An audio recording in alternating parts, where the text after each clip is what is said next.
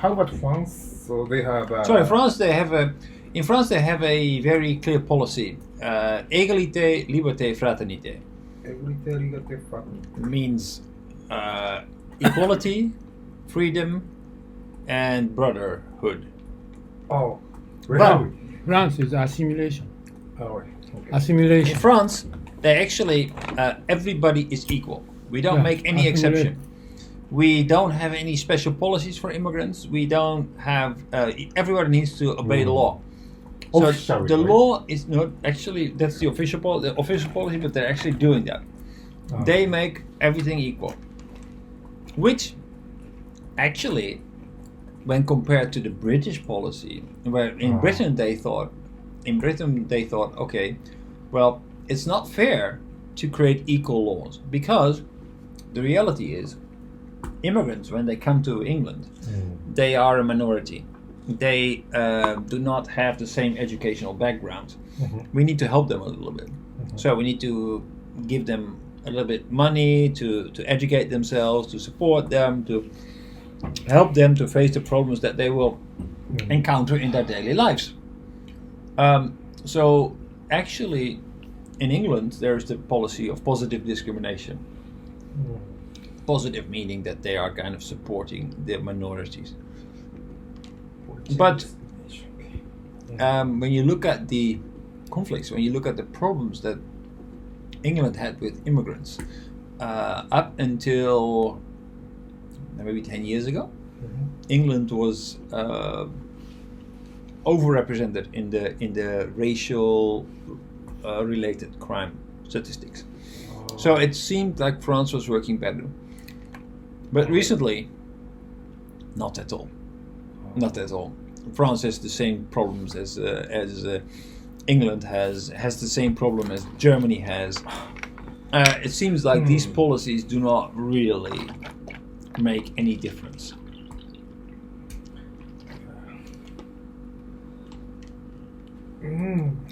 Yeah, actually, in Paris, so there are some district is almost immigrant. Banlieue. But crime rate is very high compared to the center of Paris. So What is high? crime rate. Crime. Crime rate. The crime statistic. And actually, if you look at, this is something that's always a difficult discussion. But there are always politicians who point out that we can't close our eyes to the facts.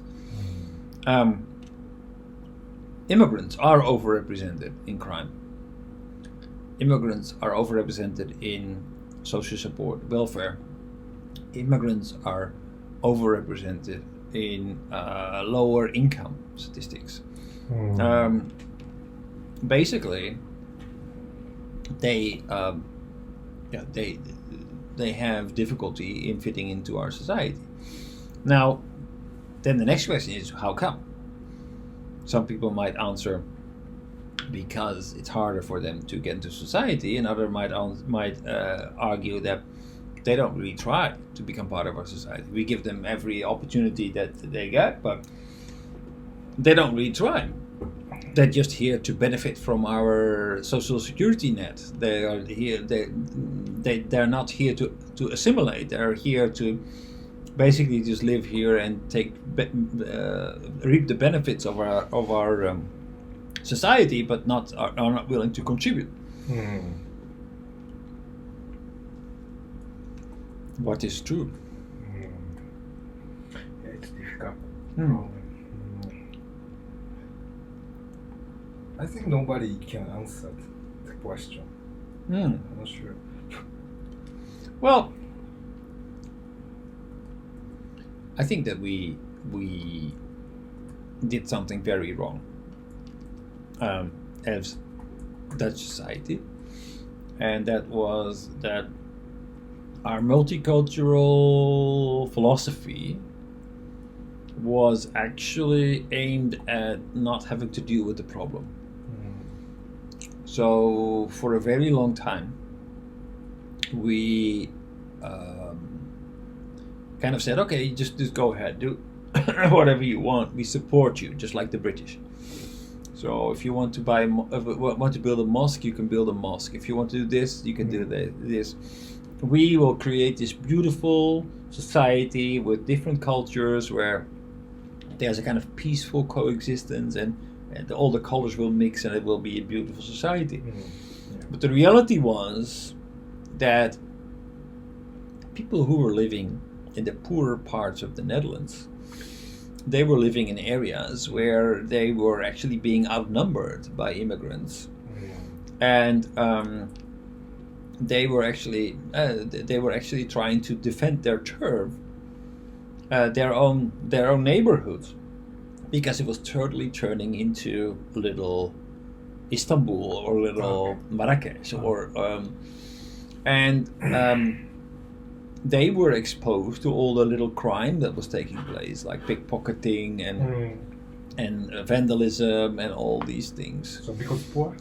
People were poor, or there was crime going on, and they were working hard, going to the factory in the morning, while others were staying home and then making their money in drug trafficking, with expensive cars and what have you, and creating a lot of problems, and then being criticized, for example, for being gay. Because that was gay people are dirty or whatever in the eyes of these young Muslim kids. But this is the Netherlands. The fuck are you telling me that we can't be gay because we are pigs? This can't be true. This can't be happening. If this is what our multicultural society has come to, then I don't want these people here anymore. So we have been very long ignoring this problem and saying, "Oh well, it's we just need to give them a little bit more patience because everything will be okay." But the people's patience, the Dutch people's patience, was already running out for a long time. They were the ones who were going home and being exposed to that, but the politicians, they were not living in these areas, and they were trying to tell everyone that, oh, it's not going to be that bad. But then all of a sudden, a politician came to the surface who said, well, who was gay, by the way. Who said, well, I can no longer accept this. I can no longer tolerate that I'm being scolded by people from children, from immigrants, that I'm a pig because I'm gay. I cannot tolerate this. I cannot tolerate that 50% of our prison population is formed by immigrants. I cannot tolerate that the highest dropout rates in school are for immigrants. We need to face reality, and we need to do something about this. And if we can't talk about it, we can't do anything about it. Now, his argument intellectually was completely valid. I mean, those are the facts. The problem was that he was also a politician. And he knew exactly that his arguments would only be published in headlines in the sensationalist newspapers. So the headlines that will remain is, for example, I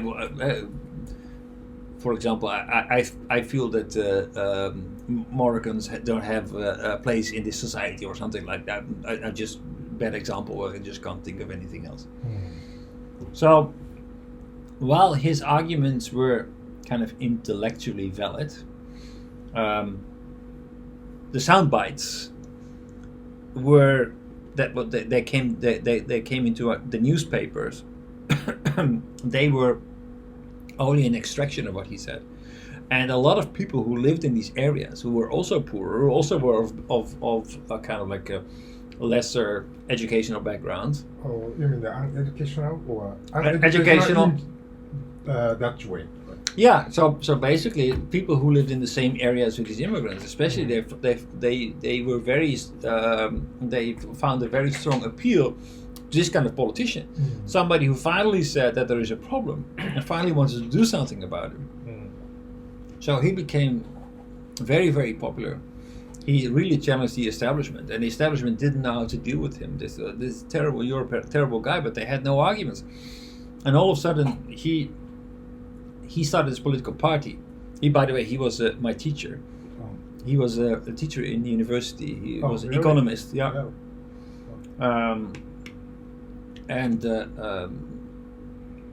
Yeah, very smart guy. Very smart, very charismatic guy. Oh. But also very strange. I mean, he was openly gay, and he didn't make any secret about it. But still, I mean, the people that everybody adored him and thought he was kind of like a messiah, and then he was killed. The night before the election, he was killed. Really? Why he's killed? Not by immigrants, but by an animal rights activist. Who? An animal rights activist, like a Greenpeace or yes. I don't think that. Why killed? Still. Killed because actually, I think I believe the guy had luckily it was not by an immigrant. Luckily, I'm sorry. Luckily, he was not killed by an immigrant. Okay. Because if that would have happened, it would have been a huge riot in the Netherlands. I think then, if that would have happened, that would have been a disaster. The guy who killed him was an animal rights activist who actually, a friend of mine, he sent me a message an hour after he was found dead. He said, "Oh, did you kill Pim Fortuyn?" as a joke, because the guy looked exactly like me. He had the same features as me, like the same hair and the same with the appearance, right? Yeah. So he looked exactly like me. So that was actually lucky, because that basically didn't allow for them to this turn into a racial argument. But he was killed by an animal rights activist who felt You that said the animal right? activist. Why he's killed?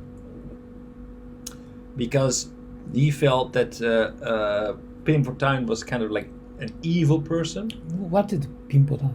Oh, that's the name of the politician. Sorry, He's not Dutch. he's Dutch. He's Dutch. But evil guy. Yeah, he's an evil guy, and he would create he's a kind of fascist, and so Okay. he didn't agree with him, and he felt that he was on a mission to kind of protect our society against the evils of racism. Kind of a psychological problem. He felt like what you see with like suicide bombers. Like he felt he needed to. He was on a mission. It was kind of basically kind of a loser, but he tried to make himself important.